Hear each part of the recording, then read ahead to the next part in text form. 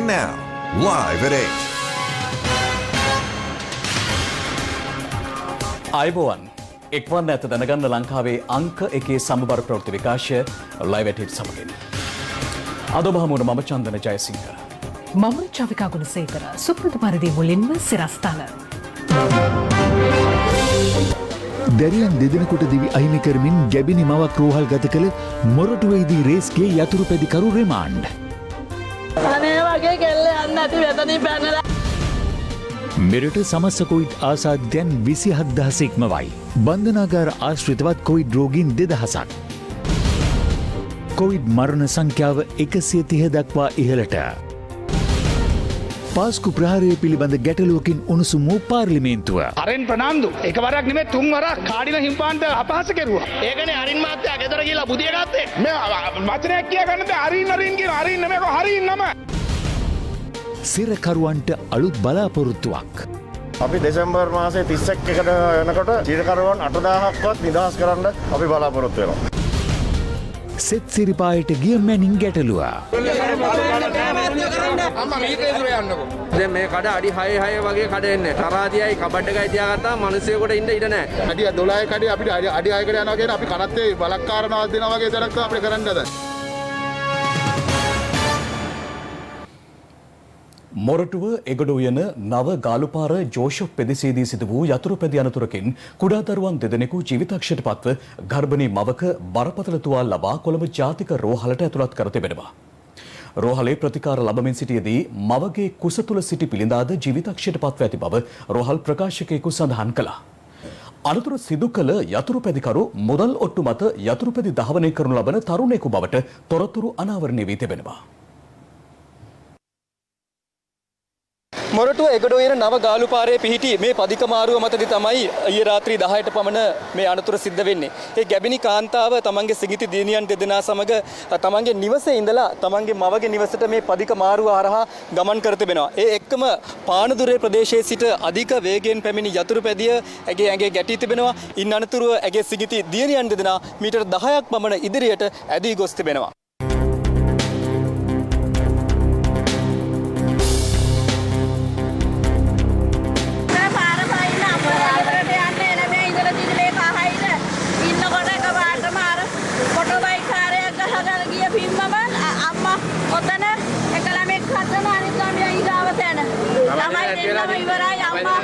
අම්මට අමාරුයි ළමයි දෙන්නම.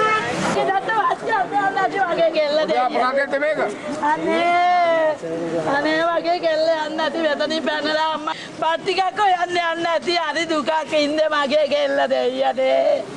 අයිතිගල් වේතන මාත්‍ය දැන් අවුරුදු ගානක් තිස්සේ මේක නවත්තන්න බෑ. අද එක දරුවෙක් ඒ ගෑණිගේ බඩේ මේ ළමයි දෙන්නෙක් නැගලා ඉන්නේ. අන්න අපිට දින කායිර මෙතන බයිසිකලේ තියෙන තුර මීටර 150ක් දුරින් බයිසිකලේදී පොඩි බය එමක් කැවිලද්ද කියලා මේගොල්ල. මම ලේන් එක බයික් එකේ යනවා ගණන් ගන්න. දැන් මොරුවට ඉන්න පොලිසිය ඔක්කොම ඇවිල්ලා තේරුම පදින්න බීලා ඒ ඔක්කොම පොලිසිය දන්නවා ඒක අනිවාර්යෙන්ම. හරි බාහිර වෙලා ගාලා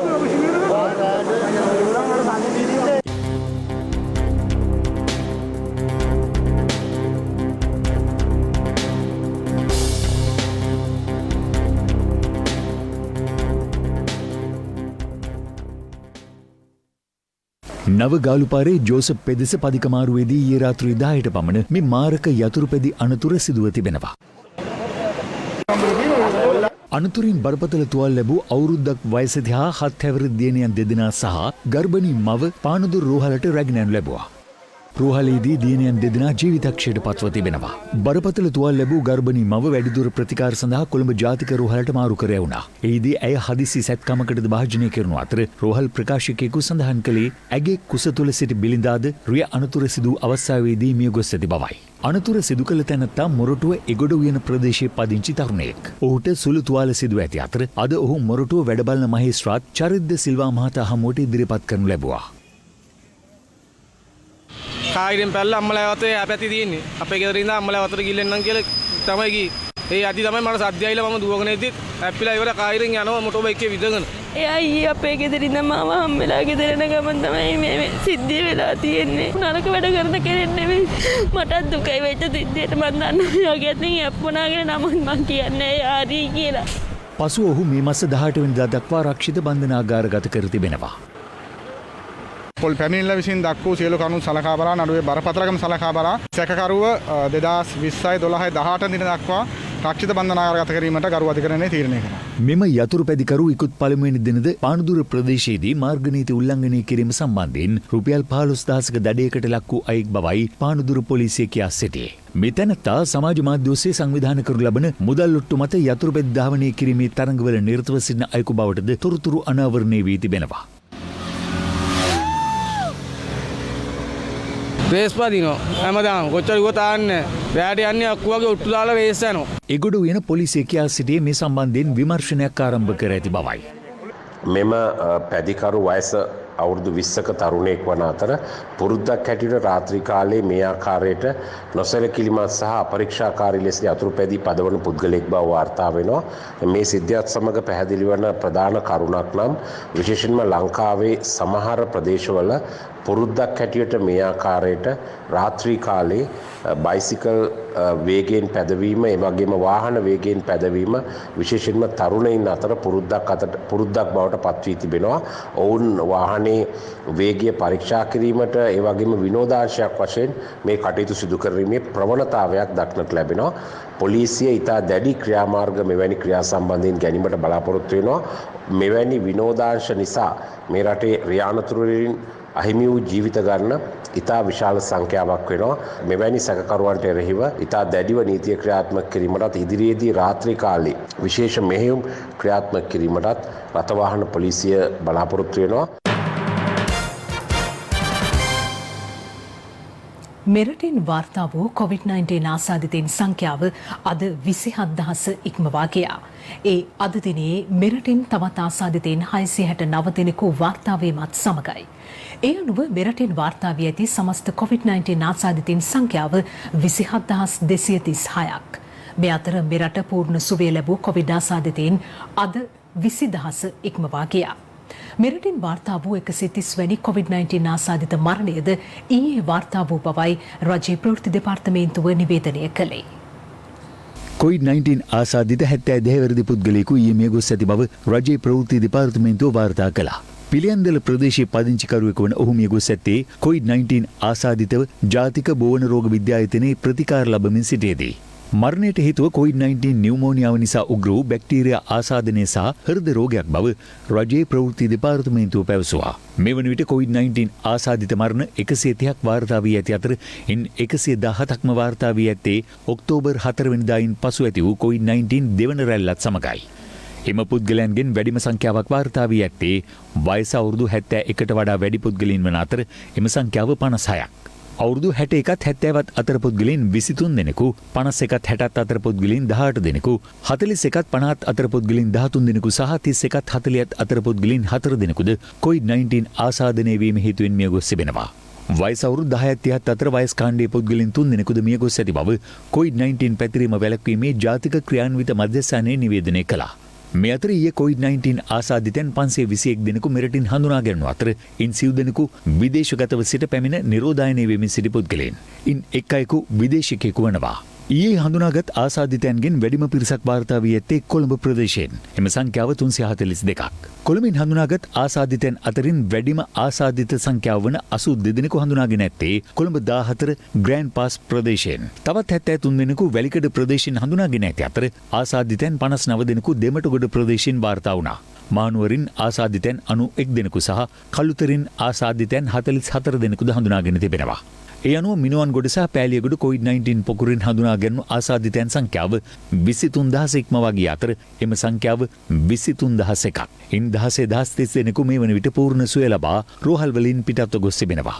බන්ධනාගාර ආශ්‍රිතව COVID-19 ආසාදිතයන් 221 දෙනෙකු අද හඳුනා ගැනීමත් සමග බන්ධනාගාර ආශ්‍රිතව වාර්තා වී ඇති සමස්ත ආසාදිතයන් සංඛ්‍යාව 2000 ඉක්මවා ගියා. එම සංඛ්‍යාව 2051ක්.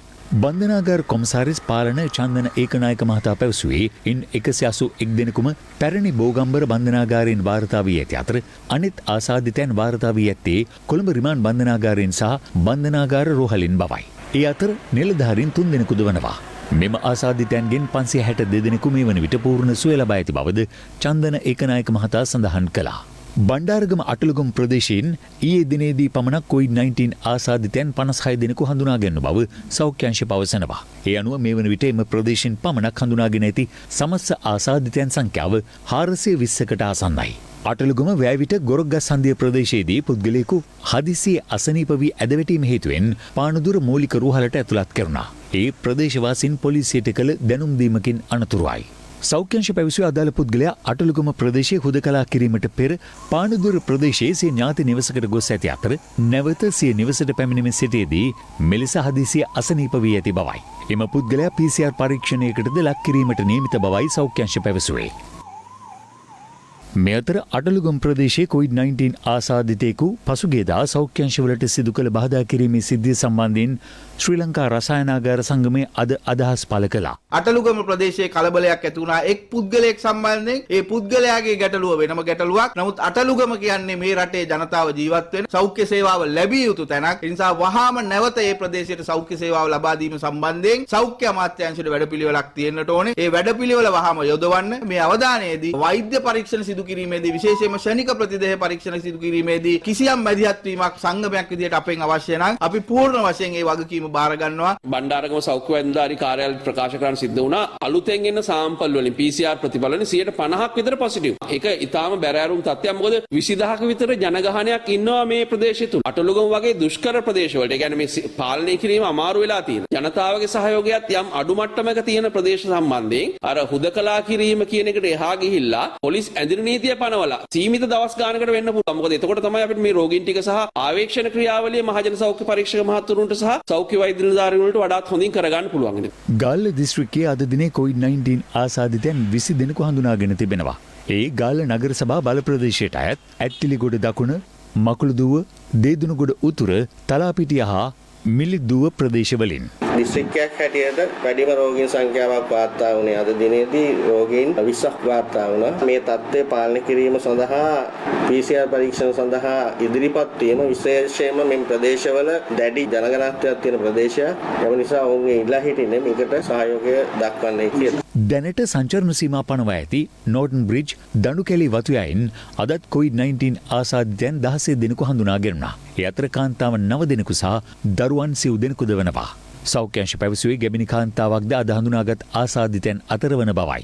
දඬුකැලේ වතුයායේ 15 කොටසේ එකම පවුලේ 30 දෙනෙකුටද COVID-19 ආසාදනය වී ඇති බව ඊයේ තහවුරු වී තිබුණා. මීට පෙරද එම පවුලේ පුද්ගලයෙක් COVID-19 ආසාදිතයෙකු ලෙස හඳුනාගෙන තිබූ අතර ඒ අනුව නිරෝධායනයට ලක් කර තිබූ ඔහුගේ බිරිඳ, දියණිය සහ පුත්‍රයාට මෙලෙස COVID-19 ආසාදනය වී ඇති බවයි සෞඛ්‍ය අංශ පැවසුවේ. නෝටන් බ්‍රිජ් ලොනැක් ප්‍රදේශයෙන් හා හැටන් සෙම්බුවත්ත ප්‍රදේශයෙන්ද ආසාදිතයන් 2 දෙනෙකු ඊයේ හඳුනාගත්තා. මීට අමතරව බගවන්තලාව ලීන් ගොඩ් වතුයායෙන්ද තවත් ආසාදිතයෙකු හමු වූ බවයි සෞඛ්‍ය අංශ පැවසුවේ. ජනතාවගෙන් ඉල්ලා සිටිනවා නුවරඑළිය ප්‍රදේශයේ හැකිතාක් සංක්‍රමණය අත්‍යවශ්‍ය කටයුතු වලට සඳහා පමණක් සීමා කරන්න කියලා. ඒ වගේම පිටස්තර ප්‍රදේශවලින් නුවරඑළිය දිස්ත්‍රික්කයට පැමිණෙනවා නම් ඒ ප්‍රදේශයේ මහජන සෞඛ්‍ය නිලධාරිගේ සහතිකයක් නැතුව මේ ප්‍රදේශයේ නවාතැන් ගැනීමේ අපහසුතාවයක් ඇති වෙන්න පුළුවන්. මොකද අපි දැනුම් දීලා තියෙනවා නවාතැන් පළවල් වලට සහ හෝටල් වලට ඒ අනුව කටයුතු කරන්නේ කියලා. ඇහැලියගොඩ දිවුරුම්පිටිය ඇඟලුම් කර්මාන්ත ශාලාවේ සේවකයන් ආශ්‍රිතයන් 17 දෙනෙකුද COVID-19 ආසාදිත තැන් ලෙස හඳුනාගෙන තිබෙනවා. සෞඛ්‍ය අංශ පැවසුවේ මොවුන් ඇහැලියගොඩ, මින්නාන, බෝපැත්ත, කිරිපෝරුව, මෝරගල ඇතුළු ප්‍රදේශ කිහිපයක පදිංචිකරුවන් බවයි. ඒ අනුව ඇහැලියගොඩ දිවුරුම්පිටිය ඇඟලුම් කර්මාන්ත ශාලාව ආශ්‍රිතව වාර්තා වී ඇති සමස්ත COVID-19 ආසාදිතයන් සංඛ්‍යාව 200ක්. සීතාවක අපනයන සැකසුම් කලාපයේ තවත් කර්මාන්ත ශාලා 3කින් COVID-19 ආසාදිතයන් 6 දෙනෙකු වාර්තා වී තිබෙනවා. සෞඛ්‍ය අංශ පැවසුවේ මෙම කර්මාන්ත ශාලාවලින් මීට පෙර ආසාදිතයන් වාර්තා වී නොමැති බවයි. ඒ අනුව සීතාවක අපනයන සැකසුම් කලාපයේ කර්මාන්ත ශාලා 7කින් මේ දක්වා වාර්තා වී ඇති සමස්ත COVID-19 ආසාදිතයන් සංඛ්‍යාව 70ක්. COVID-19 නව ආසාදිතයන් හඳුනා ගැනීම සඳහා ඊයේ දිනේදීත් PCR පරීක්ෂණ 13111ක් සිදු කෙරුණා. ඒ අනුව මෙරට සිදු කර ඇති සමස්ත PCR පරීක්ෂණ සංඛ්‍යාව 8,89,155ක්.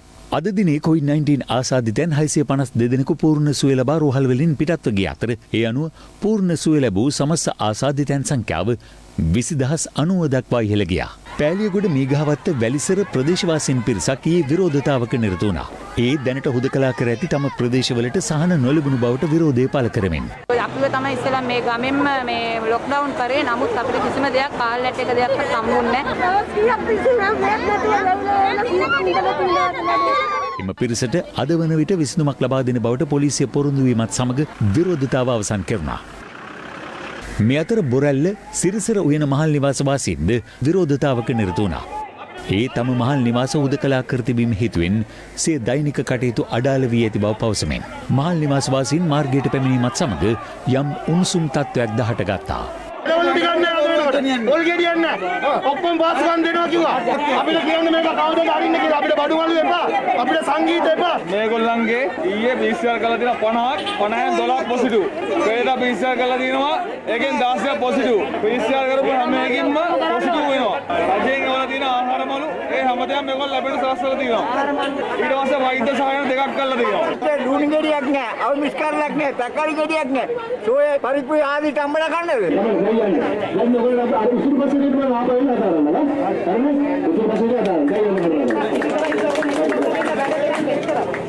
මේ මහල් නිවාසවල සහ ඒ අවට ජීවත් වූ ජනතාව සෑහෙන කැපකිරීමක් කරලා තමා මේ ලොක්ඩවුන් ක්‍රියාවලියට සහාය දුන්නේ. මෙහි ප්‍රතිඵලයක් හැටියට මේ ලොක්ඩවුන් කරපු මහල් නිවාස ගණනාවක මේ වන විට රෝගීන්ගේ වාර්තා වීම යම් ප්‍රමාණයකට අඩු වෙලා තියෙනවා. ඒ ප්‍රදේශවල අපිට අර මුලින් වාර්තා වුණු ආකාරයේ අසාමාන්‍ය මරණ වාර්තා වීම අඩු වෙලා තියෙනවා. මේ තත්ත්වය නැවත සමාලෝචනය කරලා ඉදිරියේදී බොහෝ විට ක්‍රමානුකූලව ඒ කියන්නේ ලොක්ඩවුන් ආරම්භ කරපු ප්‍රදේශ සම්පූර්ණයෙන් එකවර ආය ඉවත් කරනවා කියනවට වඩා තෝරාගත් ස්ථානවලින් ක්‍රමානුකූලව මේ ලොක්ඩවුන් කරන ප්‍රදේශ අඩු කිරීමට ඉදිරියේදී කටයුතු කරાવી. අයවැය කාරක සභාවස්ථා විවාදයේ වරාය හා නාවික සහ සංචාරකයන් අමාත්‍යාංශවල වැය ශීර්ෂ පිළිබඳ විවාදය අද පැවැත්වුණා. එහිදී නිරෝෂන් පෙරේරා මන්ත්‍රීවරයා කාදිනල් හිමිපාණන් වහන්සේ පසුගියදා පාස්කු පරීක්ෂණ සභාවෙන් කළ ප්‍රකාශයක් පිළිබඳව අදහස් පළ කිරීමත් සමග සභාව උණුසුම් වුණා.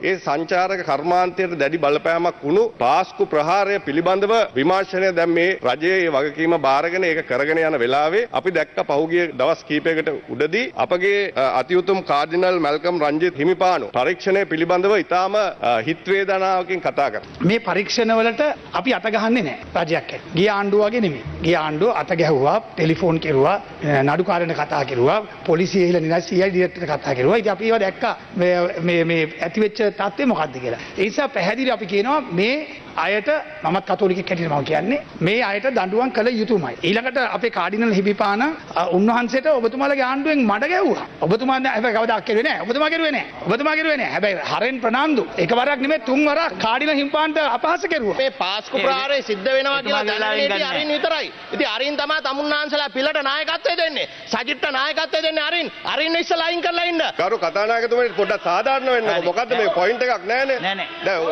එතුමාට ඕනේ ඒක තමයි නතර කරේ. ඒක තමයි නතර කරේ. දෙපා මේක. ගරු කතානායකතුමනි මෙතුමා පාලනය කරගන්න මේක.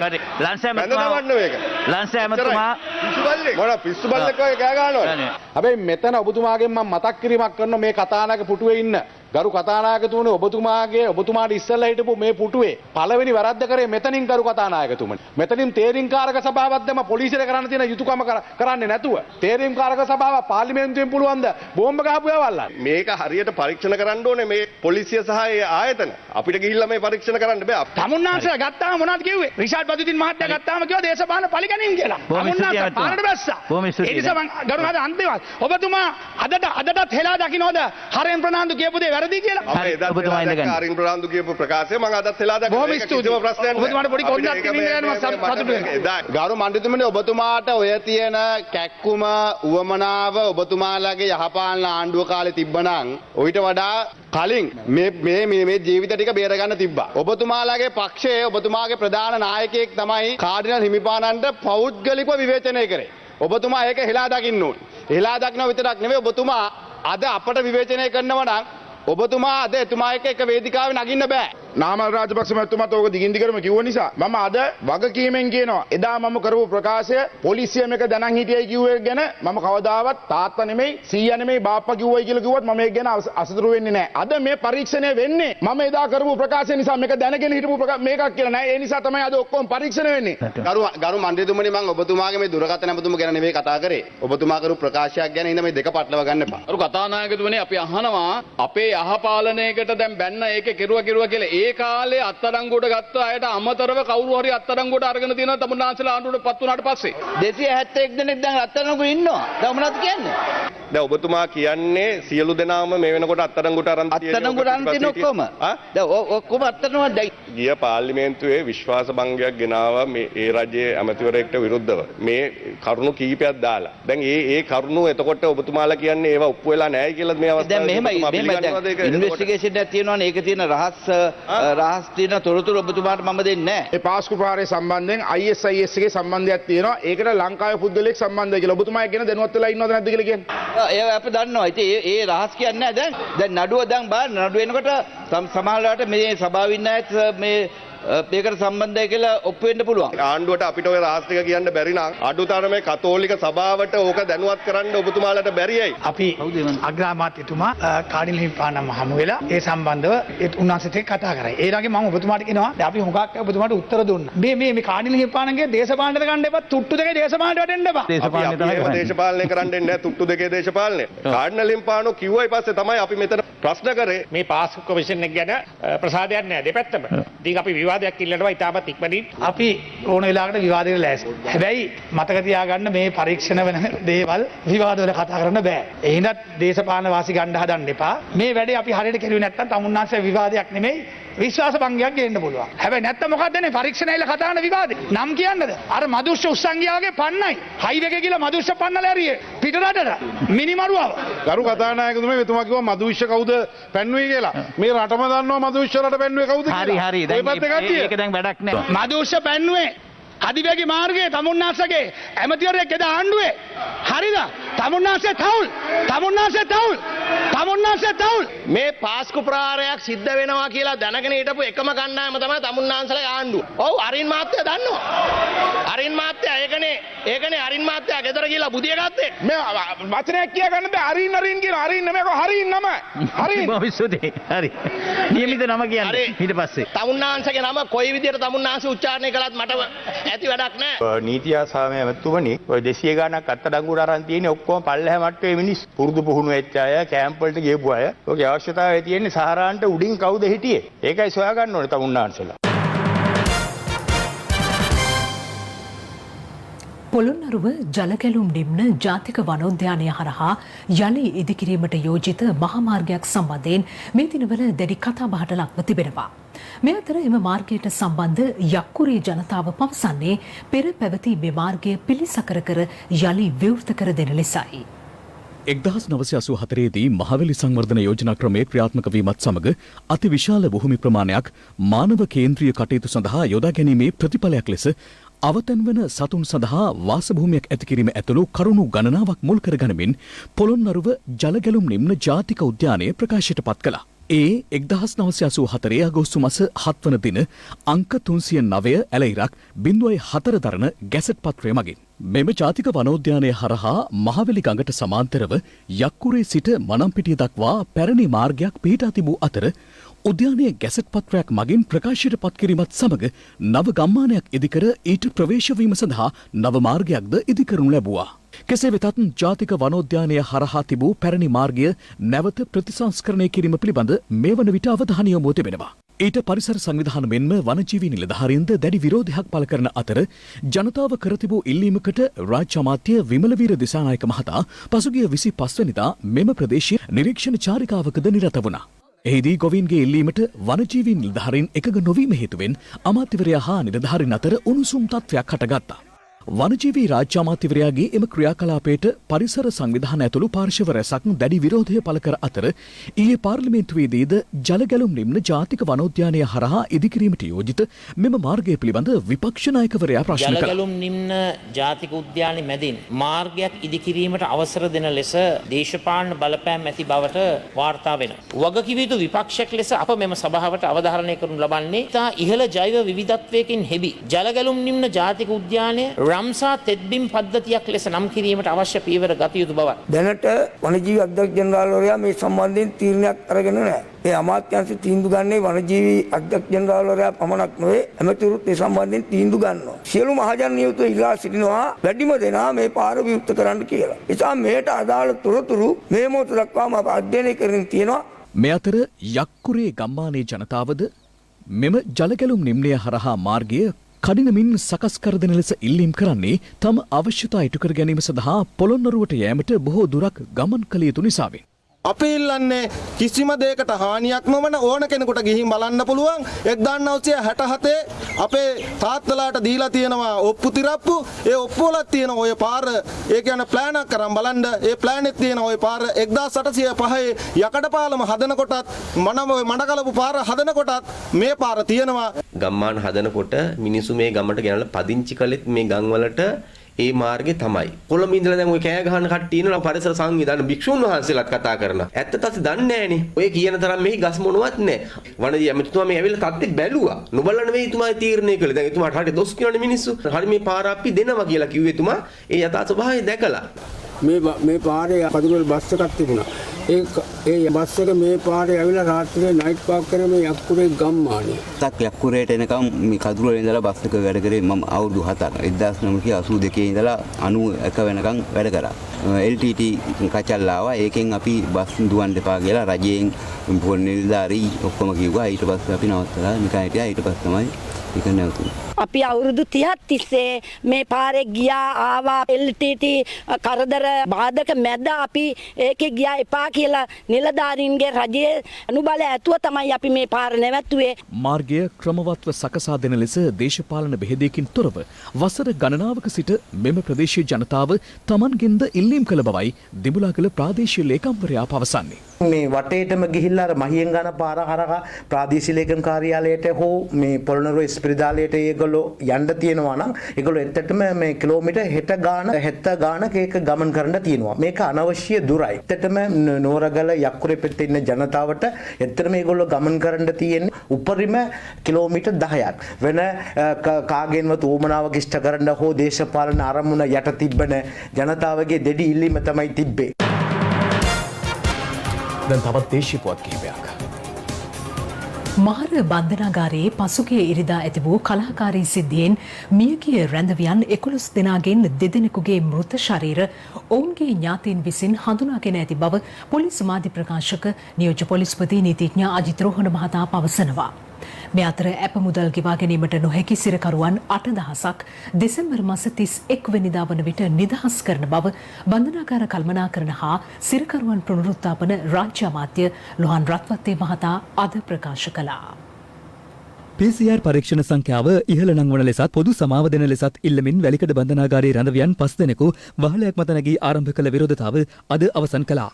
ඒ බන්ධනාගාරයේ තත්ත්වය පිළිබඳව නිරීක්ෂණය සඳහා බන්ධනාගාර කළමනාකරණ සහ සිරකරුවන් පුනරුත්ථාපන රාජ්‍ය අමාත්‍ය ලොහන් රත්වත්තේ මහතා අද පෙරවරුවේ එහි කළ නිරීක්ෂණ චාරිකාවකින් අනතුරුවයි. අද අපේ වැලිකඩ සංචාරයට ආවේ වැලිකඩ සිරකරුවන්ට කියන්න සිව් වර්ග සමාලෝචනය සහ මරණීය දණ්ඩනය ජීවිතාන්තය දක්වා අඩු කරනවා කියන එකත් නිකරුණේ සැප මුදල් ගෙවා ගන්න බැරුව ඉන්න සියලුම සිරකරුවන් අපි දෙසැම්බර් මාසයේ 31 වෙනකොට සිරකරුවන් 8000ක්වත් නිදහස් කරන්න අපි බලාපොරොත්තු වෙනවා. ඒ පණිවිඩය දෙන්නයි අද අපි ආවේ. ඒතර වහලුවට නැගලා ඉන්න ඒගොල්ලෝ දැන් බැස්සා. මොකද තීරණයට එකඟ වුණාද? එකඟ වුණා. මරණීය දණ්ඩනය හම්බෙච්ච යාට අවුරුදු 20ක් යනකොට නිදහස් වෙන්න පුළුවන් කියන එකද පුදුමා කියන්නේ? නෑ. මරණීය දණ්ඩනය සර්ව් කරන කට්ටිය අපි අවුරුදු ගාණක් බලලා ඒක ජීවිතාන්තය දක්වා අඩු කරනවා. අඩු කරායින් පස්සේ ආයේ ඒගොල්ලන්ගේ හැසිරීම දිහා බලලා ඒගොල්ලන්ගේ පර්ෆෝමන්ස් දිහා බලලා එතුමන්ලා අපට වාර්තාවක් ඉදිරිපත් කරාම ඒ අවශ්‍ය කාලය ගෙවලා තියනවා නම් අපි එතුමන්ලාව නිදහස් කරනවා. මාර කොහොමද තත්ත්වය දැන් ඒ සම්බන්ධව කිසිම ප්‍රශ්නයක් නැහැ. මොනවද අරන් තියෙන ක්‍රියාමාර්ගය? අවශ්‍ය සියලුම ක්‍රියාමාර්ග අරන් තියෙනවා. ඒක අමුනාසලට කියන්න අමාරුයි. මත්ද්‍රව්‍ය භාවිතා කරන දැනන උසාවියට එන කට්ටිය අපි සිරගත කරන්නේ අපි පුනරුත්ථාපන මධ්‍යස්ථාන වලට අරිනවා. මේ අතර මහර බන්ධනාගාරයේ පසුගිය ඉරිදා ඇති වූ කලහකාරී සිද්ධියෙන් රැඳවියන් 11 දෙනෙකු මිය ගිය අතර ඉන් 2 දෙනෙකුගේ මෘත ශරීර ඔවුන්ගේ ඥාතීන් විසින් හඳුනාගෙන තිබෙනවා. මහර බන්ධනාගාරයේ සිද්ධිය සම්බන්ධයෙන් විමර්ශන සිදු කරනු ලබනවා. මේ වන විට අපරාධ පරීක්ෂණ දෙපාර්තමේන්තුවේ කණ්ඩායමේ නිලධාරීන් සංඛ්‍යාව 20ක් දක්වා වැඩි කරලා තිනවා. මෘත ශරීර 11ක් තිබෙනවා. මෙම මෘත ශරීර 11න් මෘත ශරීර දෙකක් මේ වන විට හඳුනාගෙන තියෙනවා. ඒ මෘත ශරීර දෙකෙන් එක් මෘත ශරීරයක් ජායල ප්‍රදේශයේ පදිංචි පුද්ගලයෙක්ගේ, අනෙක් මෘත ශරීරය හුණුපිටිය ප්‍රදේශයේ පදිංචි පුද්ගලයෙක්ගේ වත්තල. මේ සියලු මෘත ශරීරවල ඇඟිලි සලකුණු ලබා ගැනීමක් සිදු කර තිබෙනවා. ඒ ඇඟිලි සලකුණු ලබා ගැනීමට හේතුව හඳුනා ගැනීම සම්බන්ධව නිශ්චිතම දත්ත ලබා ගැනීම සඳහා ඒකම අධිකරණ වෛද්‍ය නිලධාරීන් විසින් මේ මෘත ශරීරවල DNA පරීක්ෂණ සිදු කිරීම සඳහා සාම්පල් ලබා ගැනීමටත් නියමිතව තිබෙනවා. හඳුනා ගැනීම නිසැකවම තහවුරු කිරීම සඳහා. මේ අතර මහර බන්ධනාගාරයේ රැඳවියන්ගේ ඥාතින් පිරිසක් අද දිනේත් බන්ධනාගාරය ඉදිරි පිටට පැමිණීමත් සමග උණුසුම් තත්ත්වයක් ඇති වුණා.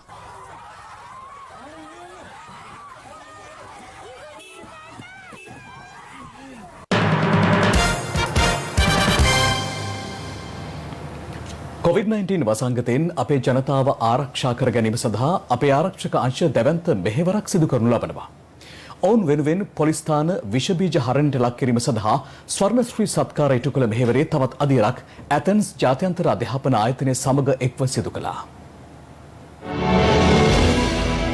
මෙම නව ව්‍යාපෘතිය තුළින් ස්වර්ණ ශ්‍රී සත්කාරය හරහා කොළඹ සිට ගල්ල දක්වා වූ පොලිස් ස්ථාන සියල්ල විෂ බීජ හරණයට ලක් කිරීමට අප කටයුතු කරනවා.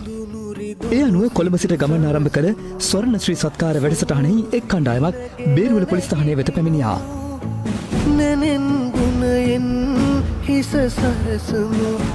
කොවිඩ් වසංගතයෙන් ජනතාව ආරක්ෂා කර ගැනීමෙන් රට පුරාම දැවැන්ත වැඩපිළිවෙලක් ක්‍රියාත්මක වෙනවා. ඉතින් ඒ වැඩපිළිවෙලට අපේ වගකීම ඉටු කරමින් ස්වර්ණවාහිනී අපි ඒ සහයෝගය ලබා දෙන්න තමයි ස්වර්ණ ශ්‍රී සත්කාරය මේ ආකාරයෙන් අපේ රටේ පොලිස් ස්ථාන වෙත රැගෙන යනු ලබන්නේ. ගාල්ලෙන් ආරම්භ කළ අනෙක් කණ්ඩායම ළඟා වුණේ කොස්ගොඩ පොලිස් ස්ථානය වෙතයි.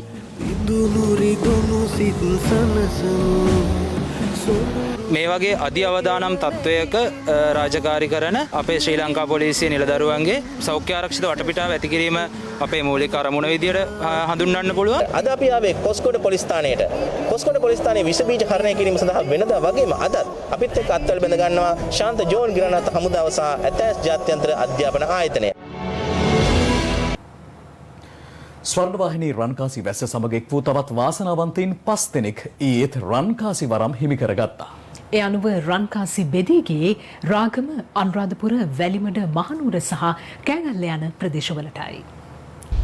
ඊයේ රාත්‍රී 7ට විකාශය වූ ඇලටින් ටෙලිනාට්‍ය නරඹන අතර මුල්ම රන්කාසියට හිමිකම් කිව්වේ රාගම පදිංචි ප්‍රසාදිනී ගුණවර්ධනයි. අග්නි පියාපත් ටෙලිනාට්‍ය නරඹා රන්කාසියක් දිනා ගැනීමට අනුරාධපුර ලලනේ ප්‍රියංගිකා සමත් වුණා. හොඳ වැඩි ටෙලිනාට්‍ය නරඹන අතර මහනුවර UP ඉන්ද්‍රාණී රන්කාසි වරම් හිමි කරගත්තා. වැලිමඩ දයංජිකා උදයන්ගනී රන්කාසියක් දිනාගත්තේ හදවතේ කතාව නරඹන අතරතුරයි. රන්කාසිය අධිච්චක් ගැන ගොඩාක් සතුටුයි. කවදාවත් මේ වගේ ලොකු දෙයක් ලැබිලා නැහැ. ස්වර්ණවාහිනිය ගොඩාක් ස්තුතියි. කෑගල්ලේ ඉමාෂා උමයන්ගේ සේනාධීර ඊයේ රන්කාසි වරම් හිමි කරගත්තේ සිහින සමාගම නරඹන අතර තිරේ දිස්සු රන්කාසි වාර ගණන නිවැරදිව සඳහන් කර 77.75ට SMS කිරීමෙන් ඔබට යළිත් රන්කාසි වරම් හිමි කර ගැනීමට ලබන සඳුදා සිට අවස්ථාව හිමි වන අතර ඒ සඳහා ඔබ කළ යුත්තේ ස්වර්ණවාහිනී ටෙලිනාට්‍ය සමග රැඳී සිටීමයි. දැන් රට වටින් අටට රට වටින් අටට පොළොන්නරුව ඉසිපතනාරාම විහාරාධිපති පූජ්‍ය උඩුගම ධම්මානන්ද හිමියන්ගේ 81 වෙනි ජන්මදිනය නිමිති කොටගෙන පැවති ආගමික උත්සවයක් සඳහා අගරදුගුරු අතිඋතුම් මැල්කම් කාදින රංජිත් හිමිපාණන් සහභාගී වුණා. බණ්ඩාරගම හොරණ මාර්ගයේ ගැලණිගම ප්‍රදේශයේදී අපදාවට ලක් වූ බස් රථයක් ඇදගෙන ලොර් රථයේ කේබලේ ගැටි යතුරු පැදියක් අනතුරට ලක්ව තිබෙනවා. මෙම අනතුර සිදුවන අයුරු CCTV කැමරාවේ මෙලෙස සටහන්ව තිබුණා.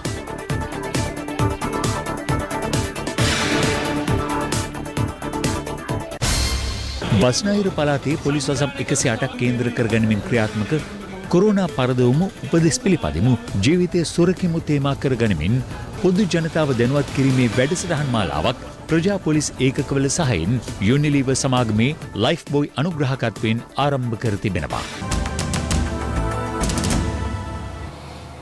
ඒ සමගින් අදට අප සමුගන්නවා. ලයිව් එට් SMS සේවාව තිරේ දිස්වන ආකාරයට ඔබට සක්‍රිය කරගත හැකි අතර උණුසුම් පුවත් දැන ගැනීම සඳහා www.live8.lk වෙබ් අඩවියට පිවිසෙන්න. සුබ රාත්‍රියක්. සුබ රාත්‍රියක්.